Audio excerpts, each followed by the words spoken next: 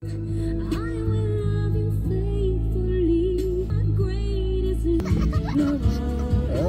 pala yata.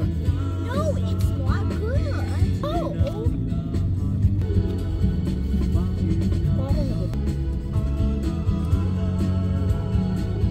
Ganda mga ka-angel, Aspen. Yan.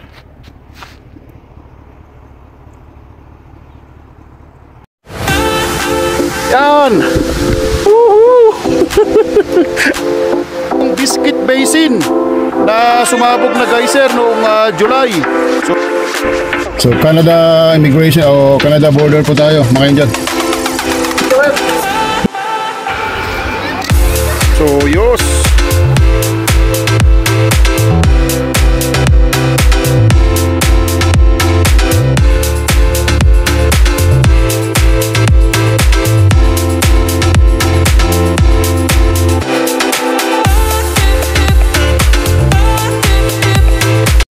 So Mount Elbert mga ka-angel, highest mountain in the Rocky Mountain kasamang both US at saka Canada.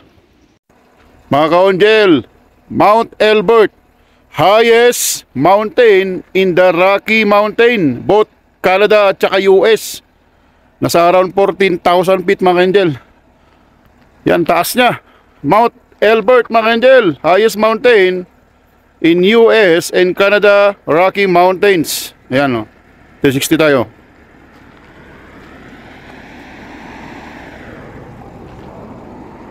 Yan mga ka-angel, Mount Elbert. Much later. Hula ho mga ka-angels. Sana po nasa good mood po kayo at healthy. At ito naman po mga ka-angel, nagbabalik naman po tayo. At ito po yung mga nakuhanan natin during the fall season dito sa Denver. Denver, Colorado. Tapos na po dito po sa Colorado State, USA. At nag-hunt po tayo ng mga magagandang view sa autumn or your fall season. At kasi po mga ka-angel, ito po ang Colorado ay very famous po, hindi lang po sa North America, worldwide po, dahil po sa maganda niyang mga leaves. Kaya tinawag po yung tagline ng yung Welcome to Colorado is Colorful Colorado, dahil po nga sa mga mountain niya, yung mga town niya, mga city niya, maganda po yung mga dahon, nagyayelo, may mga red, ganyan. So very colorful po siya mga ka-angel, kaya tinawag na Colorful Colorado. So nasa Highway 82 tayo at ito po yung Colorado Highway 82 na mula po yan sa Twin Lakes, Colorado mga ka-angel. Nadaanan na po natin yan. All the way po ito mga ka-angel hanggang doon sa Glenwood.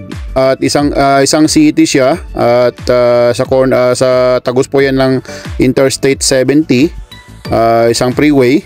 At itong highway na ito ay from the Twin Lakes at from the Highway 24, tapos mag-exit sa turn right dito sa Highway 82 ay madadaanan po yung mga lakes na maganda, kaya tinawag na Twin Lakes. May dalawang magandang lake po doon at nadaanan po natin yung highest mountain in the Rocky Mountain mga ka-angel. It means both Canada at saka US. So yung Rocky Mountains, it's both Canada and US po yan yung sakop niya. So ulitin ko po, yung pinakamataas po sa Canada na mountain, sa Rocky Mountain, ay yung Mount Robson mga ka-angel. So close to 13,000 feet. At nadaanan din po natin yan with the friends na nag-travel tayo during the summer. At sa pinakamataas naman po, kung including both Canada at US, ay yun po yung Mount Elbert na dumaan po tayo. Hindi natin siyempre mapuntahan doon sa summit kasi kailangan ng hiking, ganyan. Kailangan mga professional mountaineers yan. Pero nandun sa base tayo, yung sa parang kalagitnaan po ng height niya, ay may lodge doon. Nandun po yung mga mag-i-stop or like magpalipas ng araw o gabi before papunta po doon sa summit ng Mount Elbert. So na-feature natin yan sa nakaraang video natin. So Mount Elbert is the highest mountain in the Rockies, at Yung elevation niya mga ka-angel ay around 14,000 plus, 14,400 feet. At both Canada at saka US. At na makuha na lang natin doon sa along the road o highway tayo, pero hindi natin siyempre kayang puntahan sa taas. But anyway, at least maaninag pa rin natin yung itsura niya. Okay mga ka-angel,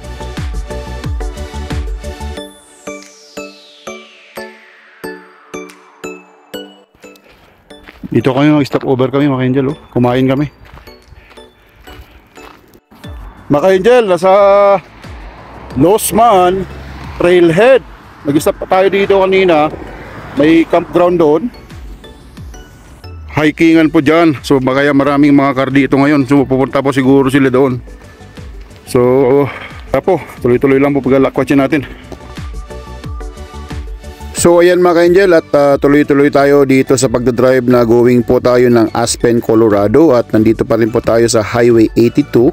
At makikita nyo mga ka-angel, ang gaganda po ng mga puno. At since fall season po ngayon ay nag-yellow po yung mga bundok at mga puno. But yung mga ibang puno mga ka-angel ay nalaglag na. So the best talaga siguro na pagpunta po dito ay around September. So since October na po tayo pumunta at para papasok na po ng winter ay may halos nalaglag na po yung ibang puno. But anyway, mayroon pa rin mga magagandang view. At least naranasan natin yung beauty dito sa Highway 82 going to Aspen. At alam niyo mga ka-angel, itong Aspen ay very sikat po, very famous po ito. At itunuturing po ito sa isa or pinaka expensive ski resort sa US or even in North America.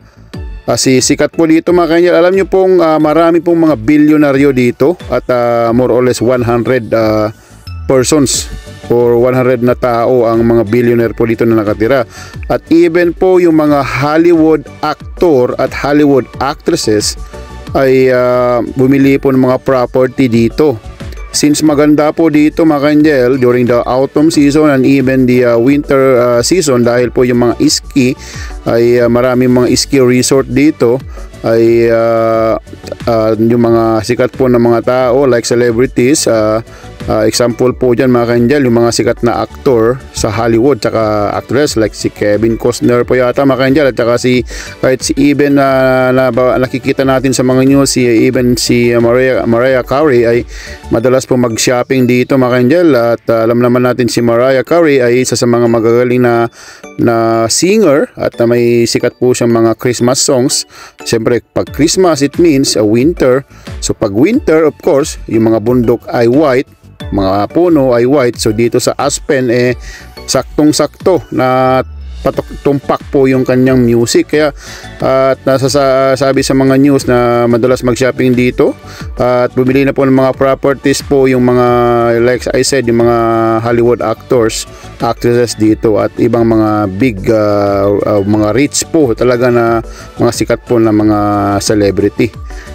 So yun to mga ka-angel, at maganda at sayang hindi natin puntahan o nadatnan yung talagang kasagsagan po ng mga pagyelo or magpag-red po ng mga bundok at saka yung mga puno dito. But anyway, so lang sinabi ko, maganda pa rin yung view mga ka-angel at highly recommended na naman po ito, Aspen, Colorado. Isama nyo po yan sa bucket list dahil maganda po mga ka-angel.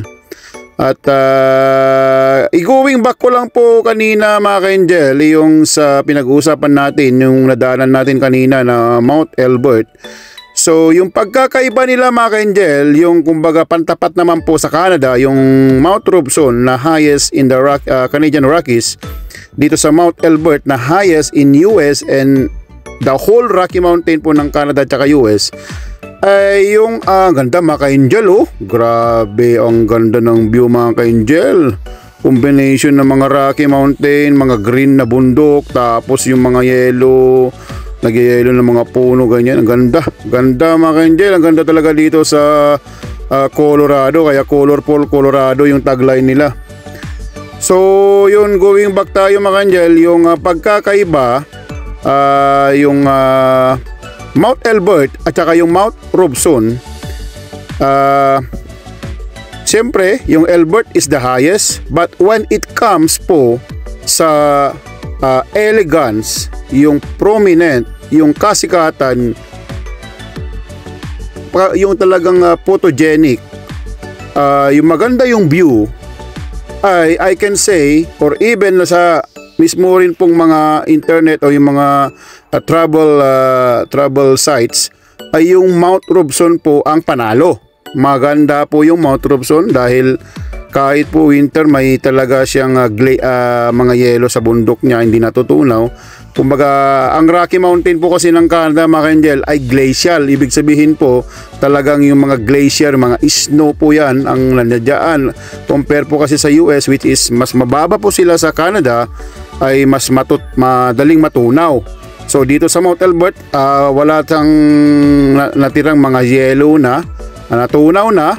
So parang nagba-brown siya mga kanjel, yun po yung pagkakaiba nila. So parang brownie, magka-brown tan, ganyan ang kulay po ng Mount Elbert. Compare po sa Mount Robson, pumunta tayo ng mga summer, meron pa rin siyang mga yellow-yellow talaga sa bundok. So sa pagka po i-search niyo po yan sa internet, yung mas kumbaga famous or mas elegance, maganda talaga is yung Mount Robson. Kaya yung beauty po ng Canada when it comes to Rocky Mountain, I can say, although hindi natin napuntahan lahat mga kanjel pa yung mga Rocky Mountains sa the whole stretch po, but I can say na maaaring may angat yung Canada when it comes to yung mga combination po ng Rocky Mountain at saka mga glacier at saka snow. Kasi siyempre mataas yung Canada, mas maano yung mga snow.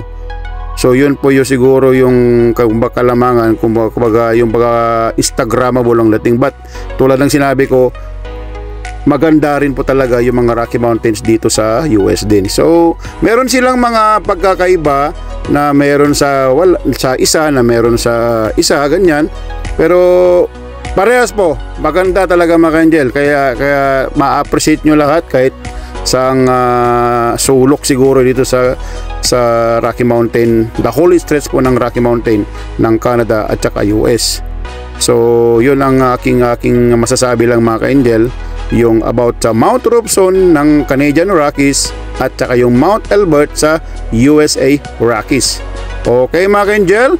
At sayang mga ka-angel, at yung Mount Robson hindi natin na-explore masyado dahil kulang tayo ng oras noon. Maganda po pala pagka po talagang pasukin mo talaga yung area niya, yung radius po ng Mount Robson. May lake pa doon na nagbo-blue at nagbo-blue green ganyan. So maganda po siya mga ka-angel.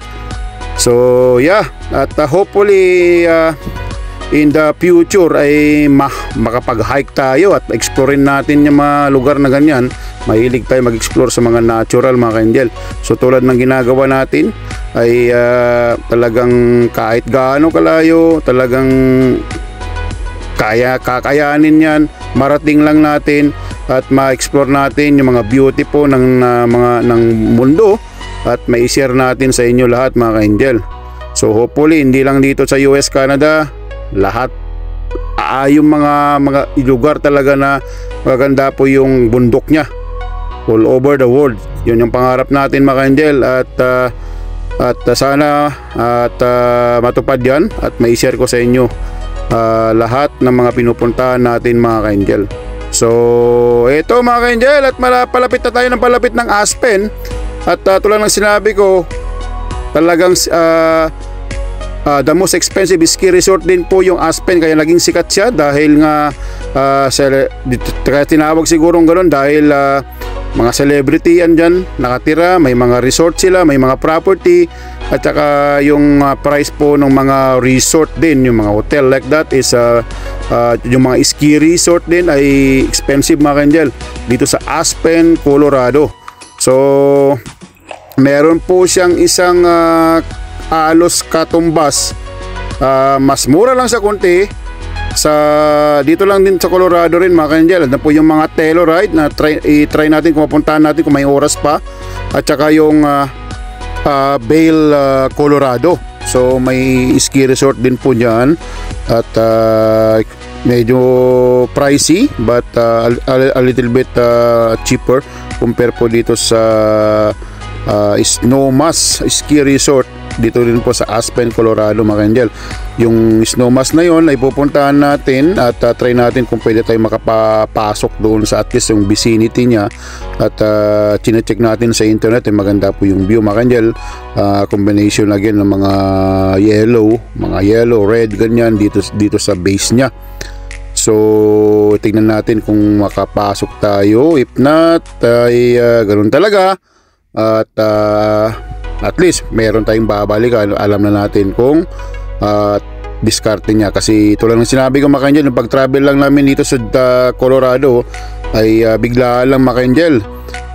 Kumbaga since yung day na ito ay free kami, walang mga kumbaga invitation from the friends na magta-travel kami, ay sinamantala na namin itong araw na ito at wala rin pasok yung mga kids, tapos para makakita tayo ng autumn naman dito sa US side at least i-share natin sa inyo mga angel. So since na dito tayo malapit sa Colorado ay ito na yung pinuntahan natin. Kasi nung una mga ka-angel, nung nagpunta kami ng California with our friends mga July, ay nadaanan namin yung boundary, yung parang border po ng Colorado dito sa Arizona, Utah area. Na-confuse ako doon sa pangalan o yung tagline mga ka-angel, yung parang welcome. Meanwhile, so yung tagline na welcome to Colorado ay bakit kaya colorful? Yun ang iniisip ko mga ka-angel. So ang sinasabi ko sa sarili ko, pagka may pagkakataon gusto kong balikan at explore itong Colorado. At ito mga ka-angel, at hindi tayo nag-regret at namangha tayo sa beauty din niya. Although marami pang places dito sa Colorado na magaganda, ito lang yung nakayanan ng mga time natin, but it's okay like I said, para may mga babalikan. So ito mga ka-angel, at nasa Aspen, Colorado na po tayo. Dito na tayo sa pinaka-town niya. At parang bump siya mga ka-angel, but mas maraming establishment I can say. At mas malawak siya. At almost similar sa bump dahil yung background niya is mountain. At mas malapad lang yung kanyang built area, like yung mga commercial area compare po sa bump. So ayan mga ka-angel, at pupuntahan natin yung isang gondola, yung parang cable car area. At nakikita ko sa mga internet na may time na free, but hindi ko sure kung ito yung pupuntahan natin na may free dito sa Colorado. If I'm not mistaken, sa Telluride po yata o dito sa Aspen, but i-check natin kung ito nga yun yung free. But I think they already closed it temporarily because of winter na, at ino-open lang po nila ito sa parang end of September po yata, yung opening ng cable car.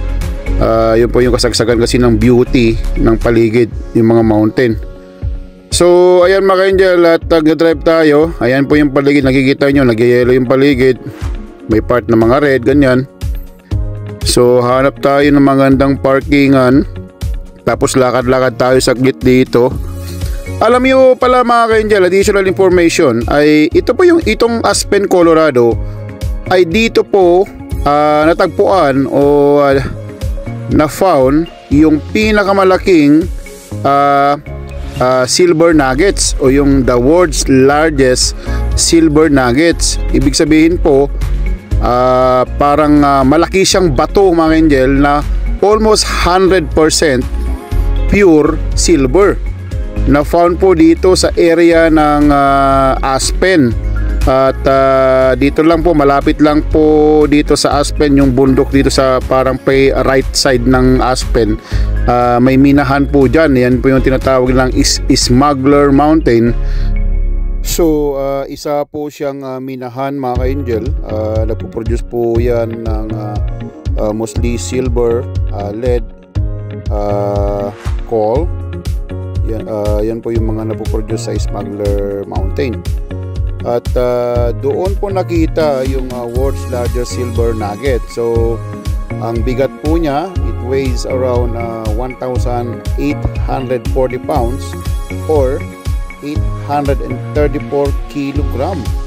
So almost close to 1 ton, isang tonelada mga ka-angel yung bigat po nung nakuha o na-found nilang silver nuggets dito sa Smuggler Mine dito sa Aspen, Colorado noong 1894 mga ka-angel. So it's almost 100% pure silver po yan. Around 96% po yung silver niya. So around tulad ng sinabi ko, around 1,800 po siya na pound. At yung mine na yun mga ka-angel ay nag-earn po siya ng around $21,000, which is a lot of money during that time. So malaking halaga po yan noong panahon na yon. So ulitin ko po, ito sa Aspen, Colorado natagpuan yung pinakamalaking silver nugget. Okay mga ka-angel? So ito mga ka-angel, at magpapark na tayo dito at lakad-lakad muna tayo at hopefully ay walang bayad ang parking. So sana, kasi at holiday yata nila ngayon dito sa Colorado o kaya sa US. Check natin mga ka-angel. So libre nga mga ka-angel. Mga ka-angel, sa Aspen, Colorado tayo ngayon. Dito yung mga sikat na puntahan pagka full season. Tingnan mo yung bundok mga ka-angel, oh. Wow, Paris, oh, underground.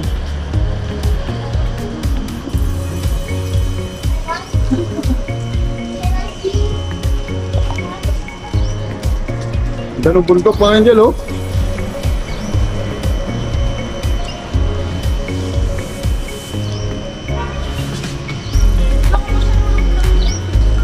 Ha? Wala, hindi naman masyado dito. Visitor center na naman tayo. Baka meron dito. Aspen.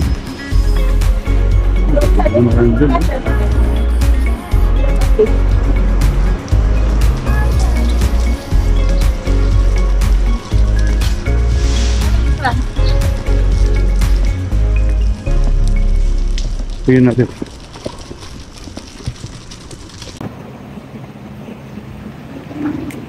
Free parking mga ka-angel. City holiday pala ngayon. Sakto.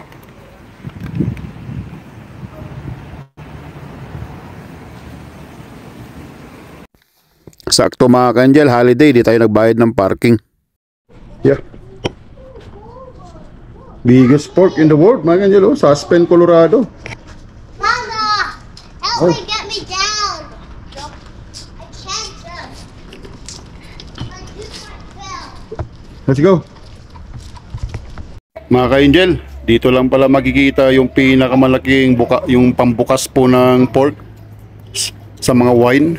Dito po mga ka-angel, oh. Dito pala sa Aspen, Colorado. Ayan, oh. Ang laki mga ka-angel, oh. Ano kayong binuksan dati dito? Ayan mga ka-angel, oh. Biggest opener.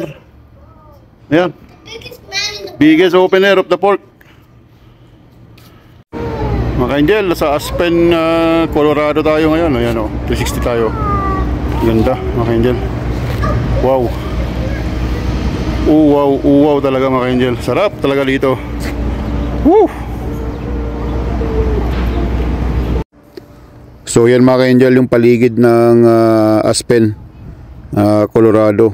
So meron din po silang parang bus terminal dyan na pwede kayong sumakay at ay ikot kayo dito sa city at saka sa mga tourist spot. Parang sa bump din siya mga ka-angel. So almost similar lang po yung style nila.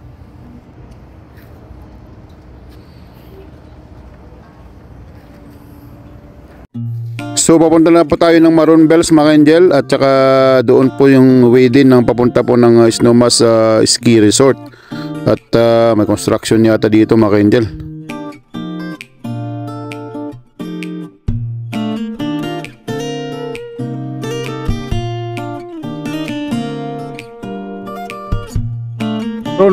Maroon Bells tayo mga angel, yan, Maroon Bells. Ang ganda dito, oh.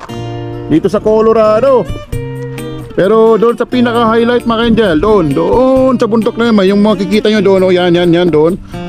Hindi tayo pwede pumunta doon dahil parang Lake Louise na kailangan ng reservation sa bus. Bus po ang magtitake sa inyo doon. So unfortunately, hindi na natin pupuntahan. That's fine, para may babalikan tayo mga angel. So pupunta na tayo ng $1 Million Highway sa Colorado pa rin, at saka sa Telluride kung kaya pa. Then going back to Calgary na by tomorrow. Pero dadaan muna tayo ng Utah, of course Arizona.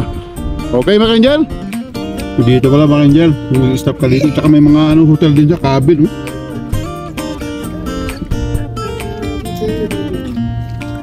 Color Colorado talaga. Oh.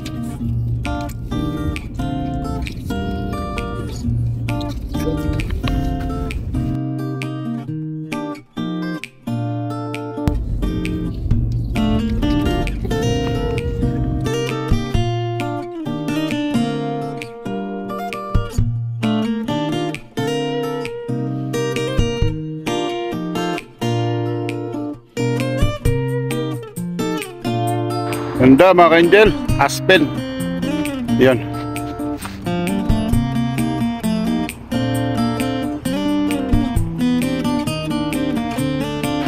Ganda mga ka-angel. Panalo.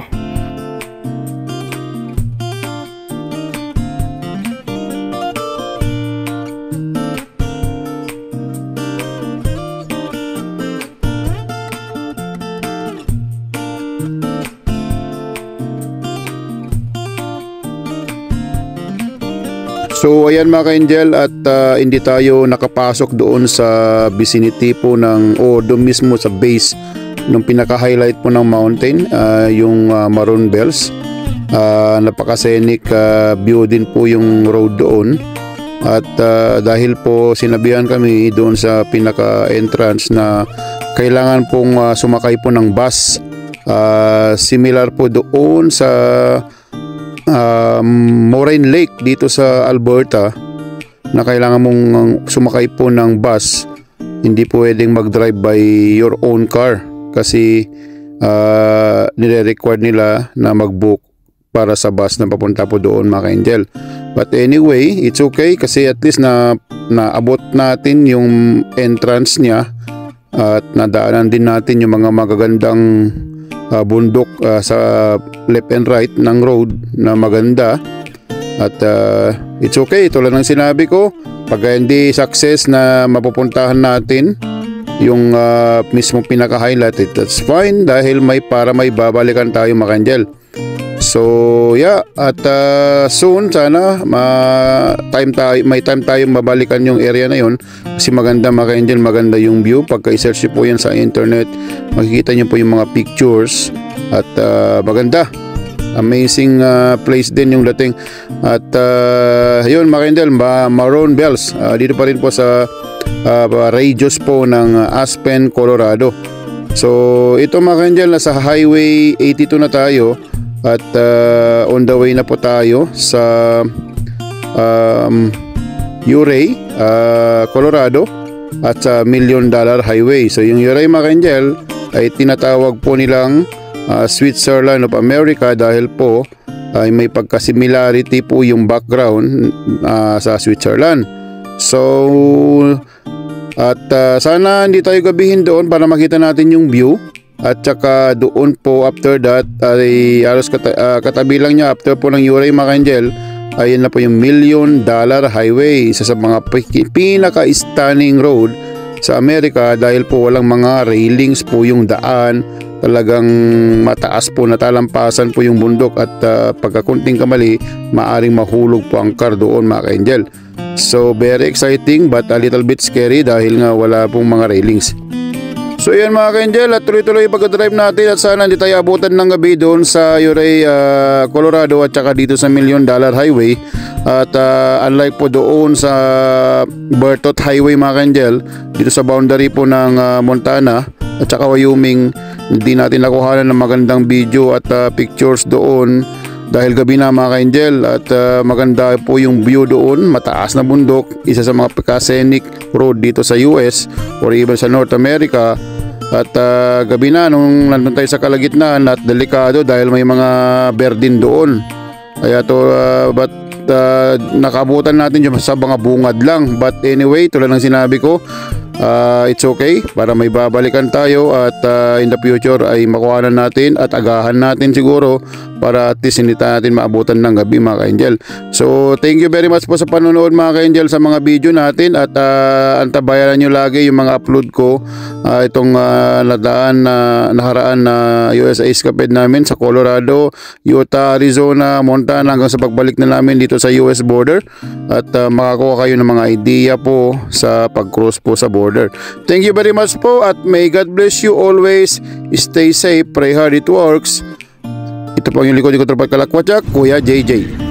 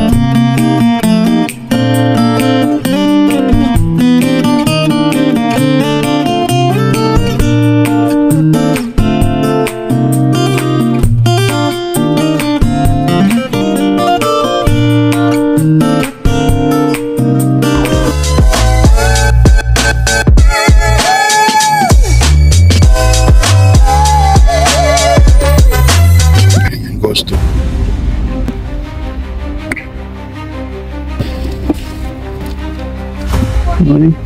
Hi, how are you? Good. We went to Denver, Colorado.